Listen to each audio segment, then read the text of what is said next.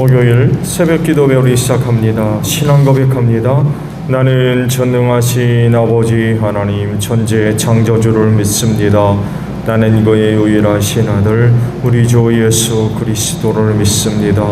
그는 성령으로 잉태되어 동정녀 마리아에게서 나시고 본디오 빌라도에게 고난을 받아 십자가에 못 박혀 죽으시고 장사된 지 사흘 만에 죽은 자 가운데서 다시 살아나셨으며 하늘에 오르시어 전능하신 아버지 하나님 우편에 앉아 계시다가 거기로부터 살아있는 자와 죽은 자를 심판하러 오십니다. 나는 성령을 믿으며 거룩한 공교회와 성도의 교제와 죄를 용서받는 것과 몸의 부활과 영생을 믿습니다. 아멘. 450장 우리 찬송하고 말씀을 봅니다. 450장입니다. 내 평생 소원이 것뿐 주의 일하다가 이 세상 이별하는 날 주 앞에 가리라.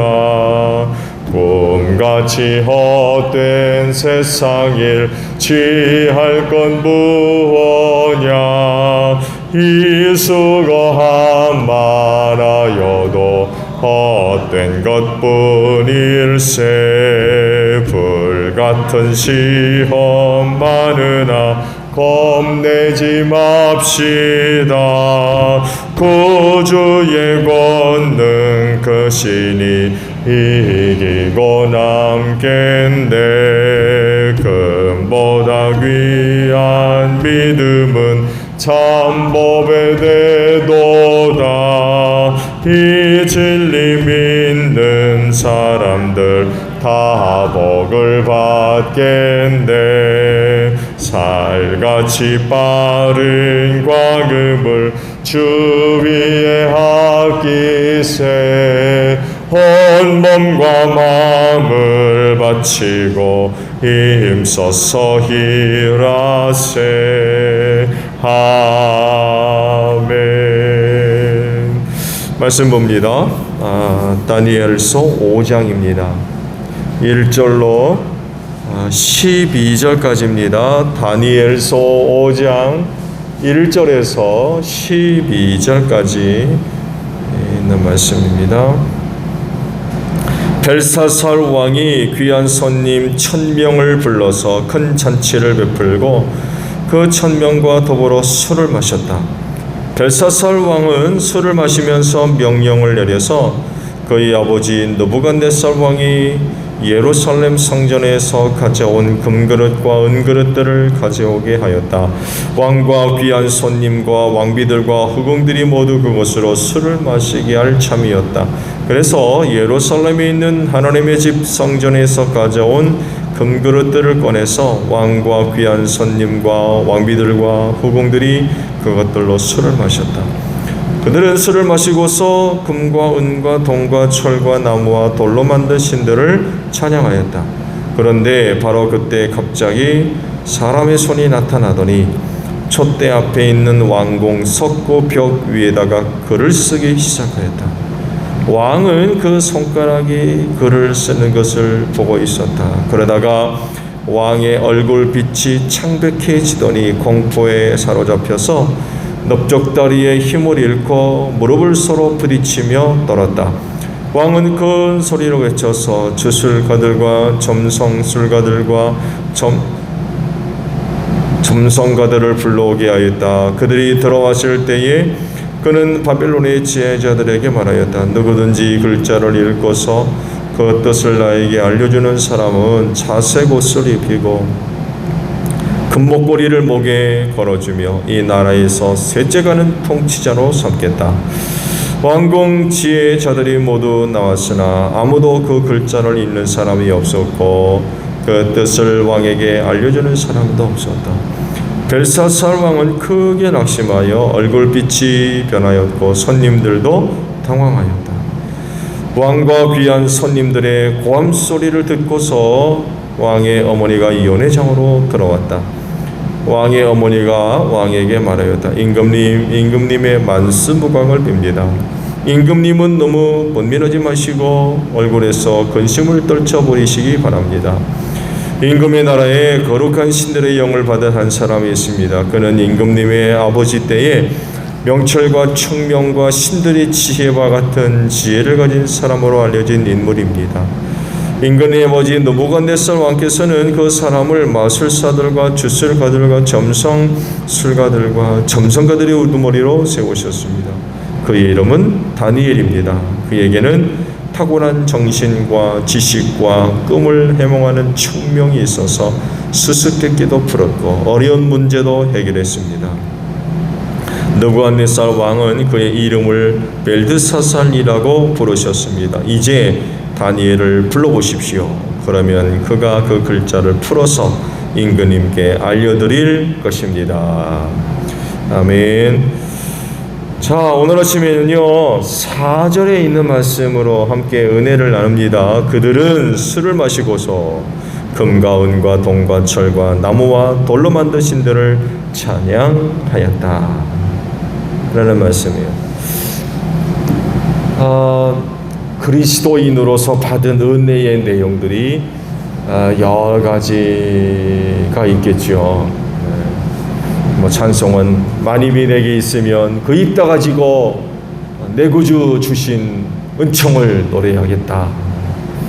만입, 입이 만개란 얘기죠.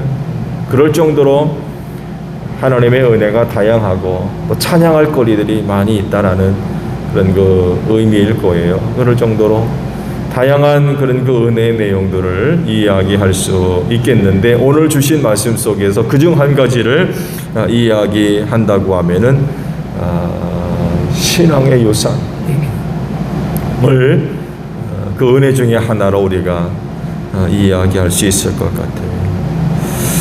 신앙의 유산을 물려받았다는 것 참 복된 일인가 아닌가. 어떤 사람들은요 또 이 신앙의 유산을 두고 뭐 이러쿵저러쿵 이야기하는 사람도 있어요. 네.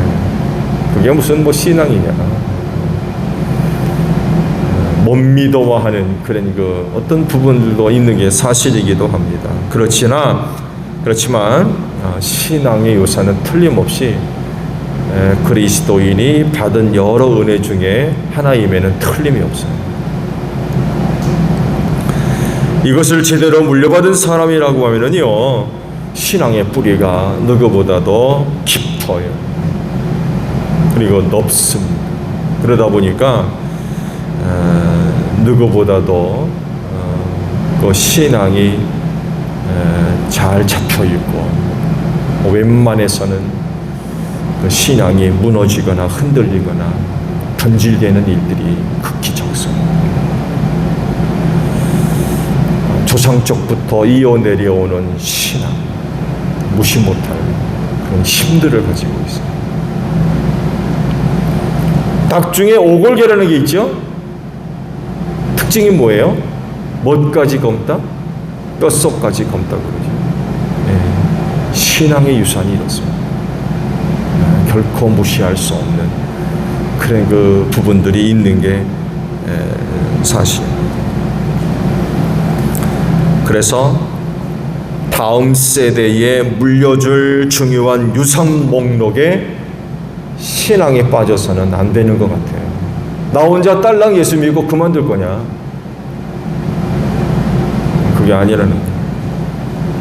반드시 물려주어야 할 유산 중에 하나가 바로 신앙이라는 것입니다.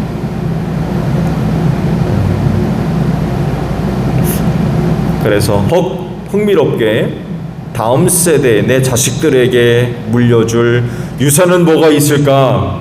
목록을 한번 작성해 보세요.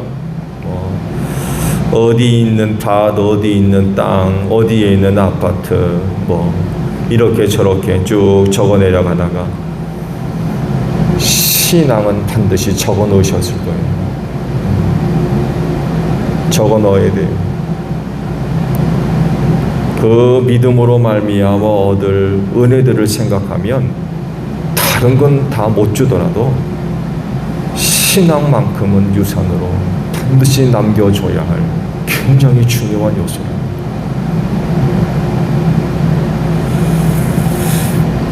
믿음이 그를 구원할 것이며 믿음이 하나님으로부터 놀라운 은혜를 얻게 하는 수단이며 탁월한 방편이기 때문에 그렇습니다. 그럴진데 오늘 여러분들이 갖고 있는 신앙 유산으로 잘 물려주시기를 바랍니다. 그 의미들을 생각해 본다면 정말 다른 어떤 것보다도 참 소중한 것 같아요. 그런데 오늘 주신 말씀을 보면 유산이 끊어졌어요. 신앙의 유산이 끊어졌어요. 이어지지를 못해요. 바로 느부갓네살과 벨사살입니다. 이 둘 사이에 혈연 관계가 있죠. 왕권은 이어졌어요. 바빌로니아 제국이라고 하는 거대한 대제국의 왕권은 아버지로부터 아들에까지 이어졌어요. 그렇죠? 근데 이어지지 못한 게 있어요. 느부갓네살이 불렀던 하나님, 그 신이 벨사살 시대에 와서는 그쳐졌어요. 더 이상 그의 이름이 불려지지를 않아요. 오히려 철저하게 무시당하죠. 철저하게 무시당하고 조롱받는 그런 것이 돼버렸습니다. 밝혀진 바에 의하면 이 벨사살이 바로 바빌로니아 제국의 마지막 그런 그 왕이 돼버리고 나라가 망하는 이런 것 전철을 밟게 되고 말았죠. 그가 보여준 모습들을 보게 되면 느부갓네살과 굉장히 달라요. 우리가 지금까지 말씀을 봐왔습니다만에도 붙인 느부갓네살은요 여러 가지 일들을 통해서 유대인이 섬기는 하나님이 누군가를 알게 돼요. 이런 일이 없었다고 하면 아마 전혀 하나님이 누군지도 몰랐을 테고, 정말 우리가 말씀을 봐왔습니다만 해도 대제국의 황제로서 교만의 극치를 달릴 수밖에 없는 그런 사람이었을 겁니다. 근데 다니엘을 만나고 그 세 친구들을 만나면서 그들이 섬기는 하나님의 신이 누군가를 그가 알게 되죠. 참 놀라운 일들을 그가 경험했어요. 그래서 이방인임에도 불구하고 이방인 하게 되면 당연히 잡신들을 섬길 수밖에 없죠. 그런 가운데도 그런 일들을 통해서 하나님을 알게 되고, 그런 가운데 그런 사람의 입술을 열어서 하나님을 찬양하는, 하나님을 경외하는, 하나님을 높여드리는 그런 그 고백적인 그런 그 모습들을 우리가 성경을 통해서 보았죠. 물론 온전한 건 아니에요. 물론 유대인들과 같이 율법을 알고 그 율법대로 생활하고 그런 수준은 아니에요. 그런 수준은 아니지만, 그러나 그럼에도 불구하고 그런 상황 속에서 하나님을 찬양하고 높이는 그런 그 모습을 우리가 찾아볼 수가 있었죠. 그런데 벨사살은 달라요. 그런 아버지와는 다르다는 거예요. 오히려 유대인이 섬기는 하나님을 무시하는 그런 그 행동들을 보여주죠. 성전에서 탈취해온 성물들을 가지고 술을 마시고 나중에는 뭐까지 합니까? 우상을 찬양하는, 금과 은과 동과 철로와 나무로 만든 신들을 찬양하는 이런 짓까지 벌였다는 거죠. 이런 것을 보게 되면 느부갓네살이 그의 아들 벨사살에게 자신의 소중한 그런 그 신앙을 유산으로 물려주지 못했던 것 같아요. 얘야, 내가 몇 년 며칠에 이런 일이 있었는데 이랬단다. 이런 게 전혀 없었던 거예요. 있어도 벨사살이 안 받아들였던 것 같아요. 그건 당신이네 섬기지 나와 무슨 상관이냐.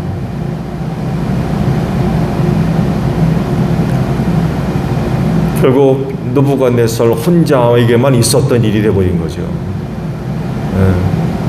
혼자만 있었던 일치더라도 너무나도 놀라운 사건 아닙니까?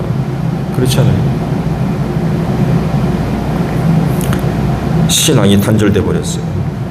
그랬을 때 벨사살에게 금방 색다른 일이 벌어지게 되죠. 금방 달라졌어요. 그런 무서운 일을 저지르고 결국엔 말씀을 다 보지 않았지만 살해당하죠. 그러면서 바빌로니아 제국이 완전히 무너지게 됩니다.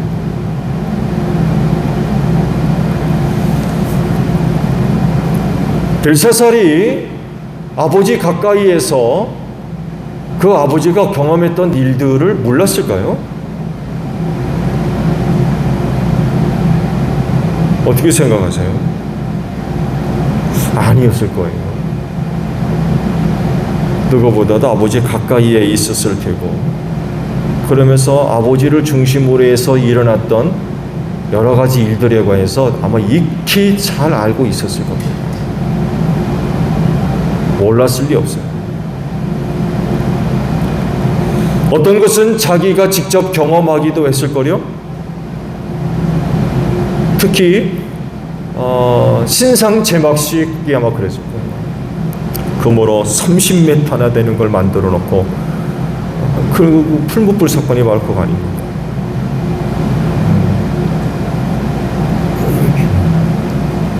그렇다고 하면 어떤 깨달음이 있을 법도 한데, 그래서 그 아버지를 이어서 하나님을 경외할 줄 아는 그런 그 모습이 있어야 되는데 그렇지를 않고 오히려 모욕하는 그런 짓을 하는 거예요. 먹을 잔이 없어가지고 예루살렘 성전에서 가져온 기물을 가져가 술을 퍼마십니까? 그렇잖아요. 대제국의 왕실에 마실 그릇이 없어가지고 예루살렘 성전에서 약탈해 가져온 성물을 가지고 술을 퍼마시냐 말이에요. 이건 무슨 얘기예요? 하나님을 모독하는.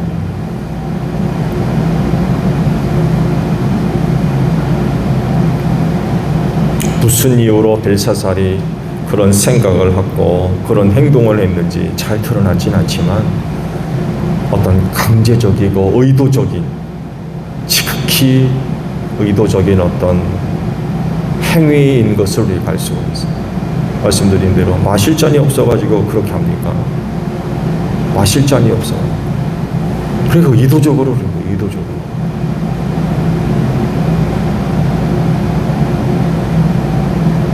아니 의도적으로 아주 못된 짓을 하는 거죠.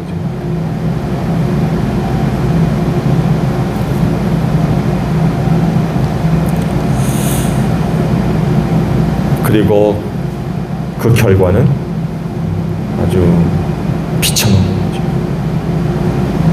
갑자기 손가락이 나타나서 벽에다 글씨를 쓰고 메네메네 대결 바르심. 아주 공포스러운 그런 그 일들이 일어나고 그 시대가 종말을 고하는 하나님의 심판을 받는 거죠. 하나님의 심판.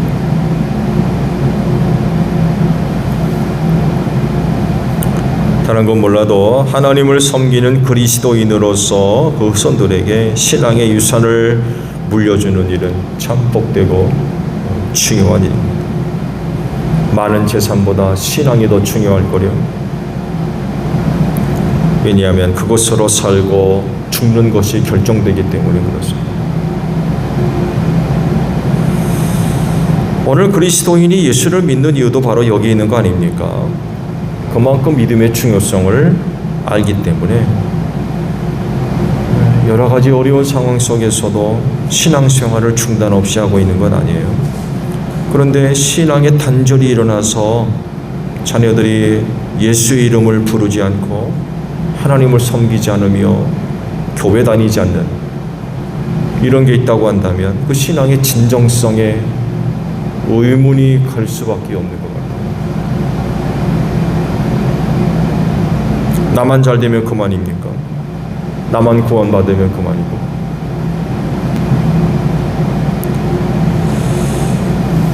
그 신앙의 단절이 일어나지 않도록 정말 많은 기도와 애씀이 필요하겠죠. 필요하고. 여러분 한번 생각해 보십시오. 내가 살던 집에서 찬송이 나오지 않고 하나님의 이름이 불려지지 않는, 어떻게 생각하십니까? 신앙의 단절이 일어나지 않도록 하십시오. 물려주어야 할 유산의 목록에 신앙이라고 하는 이름이 반드시 포함되어져야 될 것입니다.